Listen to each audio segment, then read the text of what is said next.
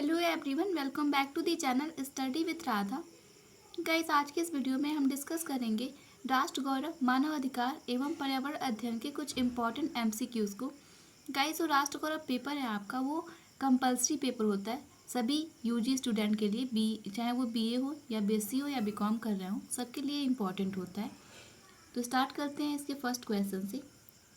First question है हमारा, जो कि पर्यावरण अध्ययन से है। पेड़ पौधे वायु प्रदूषण को कम करते हैं क्योंकि वह अवशोषित करते हैं। तो वो कार्बन डाइऑक्साइड को अवशोषित करते हैं, इसलिए वो वायु प्रदूषण को कम करते हैं। नेक्स्ट क्वेश्चन है, गैसीय अपशिष्ट है, तो इसमें से गैसीय अपशिष्ट कौन सा है? तो वो है हमारा लकड़ी व कोयले से जलने से निकलने वाला धुआं। ऑप्शन नंबर सी करेक्ट हो जाएगा।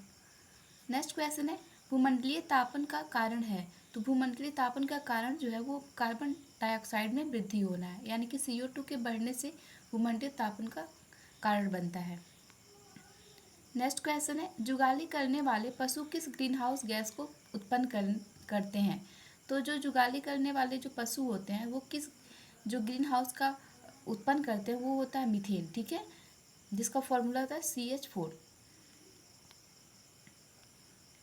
नेक्स्ट क्वेश्चन है, वायुमंडल में गैसों को निश्चित प्राकृतिक मात्रा में अवांछनीय परिवर्तन को कहा जाता है, तो उसको हम वायु प्रदूषण कहते हैं। अगर वायुमंडल में जो गैसें होती हैं उनकी जो निश्चित मात्रा होती है, निश्चित जो नेचुरल क्वांटिटी होता है उसमें, अगर उसमें कुछ परिवर्तन होता है तो उसको हम कहते हैं कि ये वायु प्रदूषण है, ठीक है। नेक्स्ट क्वेश्चन है, वायु प्रदूषण का कारण है, तो धुआं जो है वो एक तरह का वायु प्रदूषण का ही कारक होता है। नेक्स्ट क्वेश्चन है आपका, वाहनों से निकलने वाली प्रदूषित गैसें कौन सी होती हैं? तो जो वाहनों से निकलने वाली प्रदूषित गैसें होती हैं वो होता है कार्बन मोनोऑक्साइड, ठीक है। ऑप्शन नंबर सी करेक्ट हो जाएगा। नेक्स्ट क्वेश्चन है, निम्नलिखित में से कौन सी गैस वायु को सबसे अधिक प्रदूषित करती है? तो कार्बन मोनोऑक्साइड जो है वो सबसे तेज गति से वायु को प्रदूषित करती है, तो ऑप्शन नंबर बी करेक्ट हो जाएगा। नेक्स्ट क्वेश्चन है, वायु प्रदूषण को कम किया जा सकता है, तो किस तरह से वायु प्रदूषण को हम कम कर सकते हैं? तो इसका उपाय है हमारा वृक्षों द्वारा। अगर ज़्यादा से ज़्यादा वृक्ष लगाएंगे तो इससे वायु प्रदूषण कम हो जाएगा, क्योंकि जो वृक्ष होते हैं वो हमको ऑक्सीजन प्रदान करते हैं और वायु से कार्बन डाइऑक्साइड को अवशोषित करते हैं। तो कार्बन डाइऑक्साइड कम हो जाएगा और ऑक्सीजन की मात्रा बढ़ जाएगी, तो इससे वायु प्रदूषण जो है वो कम हो जाएगा। नेक्स्ट क्वेश्चन है हमारा, उत्तराखंड में मनाया जाने वाला हरेला पर्व किससे संबंधित है? तो ये पौधारोपण से संबंधित है। जो उत्तराखंड में हरेला पर्व मनाया जाता है उसमें वृक्षारोपण किया जाता है और ये पर्व उसी से संबंधित है, तो ऑप्शन नंबर बी करेक्ट हो जाएगा। अब क्वेश्चन जो है वो हमारा मानव अधिकार अध्ययन से है। तो यहाँ पे पहला क्वेश्चन है हमारा, राष्ट्रीय मानव अधिकार आयोग के बारे में निम्नलिखित में से कौन सा कथन सही नहीं है? तो हमसे ये पूछ रहा है कि कौन सा कथन सही नहीं है, ठीक है। पहले आप क्वेश्चन को ध्यान से पढ़ेंगे। ऐसा होता है कि क्वेश्चन आप ध्यान से नहीं पढ़ते और इसमें आप ये ऑप्शन चूज करते कि कौन सा सही है, ठीक है।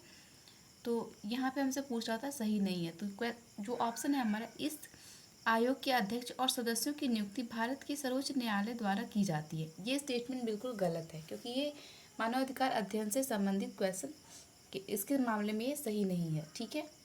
नेक्स्ट क्वेश्चन है हमारा, राष्ट्रीय मानव अधिकार आयोग के अध्यक्ष का कार्यकाल क्या है? तो ये 5 वर्ष या 70 वर्ष की आयु तक है, ठीक है। 5 वर्ष इनका कार्यकाल होता है और 70 वर्ष की आयु तक ये कार्यरत रह सकते हैं।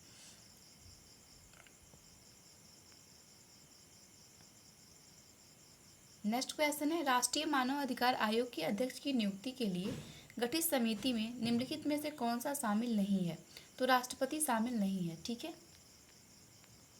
नेक्स्ट क्वेश्चन है हमारा, निम्नलिखित में से कौन राष्ट्रीय मानव अधिकार आयोग का कार्य नहीं है? तो इसमें से पूछ रहा है कार्य कौन सा नहीं है। पहला ऑप्शन हमारा कह रहा है, न्यायालय में लंबित किसी भी मानवाधिकार उल्लंघन मामले से संबंधित कार्रवाई में हस्तक्षेप करना। दूसरा कह रहा है बंदियों के मानवाधिकार की रक्षा। तीसरा कह रहा है किसी भी मानवाधिकार उल्लंघन पीड़ित को अधिक मुआवजा प्रदान करने के लिए। तो जो ऑप्शन नंबर सी है हमारा, किसी भी मानवाधिकार उल्लंघन पीड़ित को अधिक मुआवजा प्रदान करने के लिए। तो ये पूछा था हमसे कि कौन सा ऑप्शन जो है वो इसकी रक्षा के लिए कार्य नहीं है। तो ये जो ऑप्शन है हमारा सी, ये इसके लिए इसका कार्य नहीं करता है। तो ऑप्शन नंबर सी यहाँ पे करेक्ट होगा। नेक्स्ट क्वेश्चन है, निम्नलिखित में से किसे राष्ट्रीय मानव अधिकार आयोग के अध्यक्ष के रूप में कभी भी नियुक्त नहीं किया गया है? तो न्यायमूर्ति पी सदाशिवम को, ठीक है, इनको कभी भी नियुक्त नहीं किया गया है। नेक्स्ट क्वेश्चन है, राष्ट्रीय मानव अधिकार आयोग का मुख्यालय कहाँ है? तो ये दिल्ली में है। नेक्स्ट क्वेश्चन है, राष्ट्रीय मानव अधिकार आयोग अधिनियम में कब परिवर्तन किए गए? तो ये 2006 में परिवर्तन किया गया था। नेक्स्ट क्वेश्चन है, यूएनओ द्वारा स्थापित एजेंसियां हैं। तो यूएनओ द्वारा जो स्थापित एजेंसियां हैं वो है हमारा महिला की स्थितियों पर आयोग, दूसरा है महिलाओं के खिलाफ भेदभाव के उन्मूलन की समिति। तो ये दोनों ही सही हैं, तो ऑप्शन नंबर हमारा करेक्ट हो जाएगा, ए और बी बोथ। नेक्स्ट क्वेश्चन है, पहली पीढ़ी के अधिकार अधिकतर हैं। तो ये नकारात्मक अधिकार हैं, ठीक है। नेक्स्ट क्वेश्चन है, निम्नलिखित में से किस पीढ़ी के अधिकार को हरित अधिकार के रूप में जाना जाता है? तो तीसरी पीढ़ी के अधिकार को हरित अधिकार के रूप में जाना जाता है। नेक्स्ट क्वेश्चन है, गुप्त संवत 319-320 को प्रारंभ करने का श्रेय किसे दिया गया है? तो ये चंद्रगुप्त से दिया गया। ये जो क्वेश्चन है आपका क्वेश्चन नंबर 21, ये अब आपका राष्ट्र गौरव से रिलेटेड है, ठीक है। नेक्स्ट क्वेश्चन है, चंद्रगुप्त फर्स्ट ने गुप्त संवत का प्रारंभ किस उपलक्ष्य में किया? तो ये अपने राज्यारोहण के स्मारक के रूप में किया था। नेक्स्ट क्वेश्चन है, प्रयाग प्रशस्ति अभिलेख का लेखक हरिसेन किस शासक का दरबारी कवि था? तो ये समुद्रगुप्त का दरबारी कवि था। नेक्स्ट क्वेश्चन है, गुप्त काल को प्राचीन भारत का क्लासिक युग क्यों कहा जाता है? तो गुप्त काल को प्राचीन भारत का क्लासिक युग इसलिए कहा जाता है क्योंकि इस टाइम पे क्या था, कला व साहित्य के क्षेत्र में अपने चरम उत्कर्ष पर थे और इसके पहुंचने का ये कारण था, इसलिए इसको क्लासिक युग भी कहा जाता है। नेक्स्ट क्वेश्चन है, सारनाथ में धमेक स्तूप का निर्माण किस काल में हुआ? तो ये गुप्त काल में हुआ था। नेक्स्ट क्वेश्चन है, गुप्त युग में भू राजस्व की दर है। तो ये उपज का छठा भाग, जो दर थी वो उपज का छठा भाग थी, यानी कि लैंड रेवेन्यू पूछ रहा है हमसे। तो उपज का जो छठा भाग होता था वो उस टाइम का लैंड रेवेन्यू होती थी। नेक्स्ट क्वेश्चन है, दिल्ली के मेहरौली में कुमत उल इस्लाम मस्जिद में प्रांगण की स्थिति में प्रसिद्ध लौह स्तंभ किसकी स्मृति में है? तो ये चंद्र की स्थिति में है, ठीक है, ऑप्शन नंबर बी करेक्ट हो जाएगा। नेक्स्ट क्वेश्चन है, कालिदास द्वारा रचित माल विकांगिर मित्र नाटक का नायक था। तो ये अग्निमित्र था। नेक्स्ट क्वेश्चन है, समुद्रगुप्त की सैनिक उपलब्धियों का वर्णन उसके किस अभिलेख में उपलब्ध है? तो ये प्रयाग की उपलब्ध है। नेक्स्ट क्वेश्चन है, श्रीलंका के राजा मेघवर्मन ने किस स्थान पर भगवान बुद्ध का मंदिर बनवाने के लिए समुद्रगुप्त से अनुमति मांगी थी? तो बोध गया में, ठीक है, ऑप्शन नंबर हमारा बी करेक्ट हो जाएगा।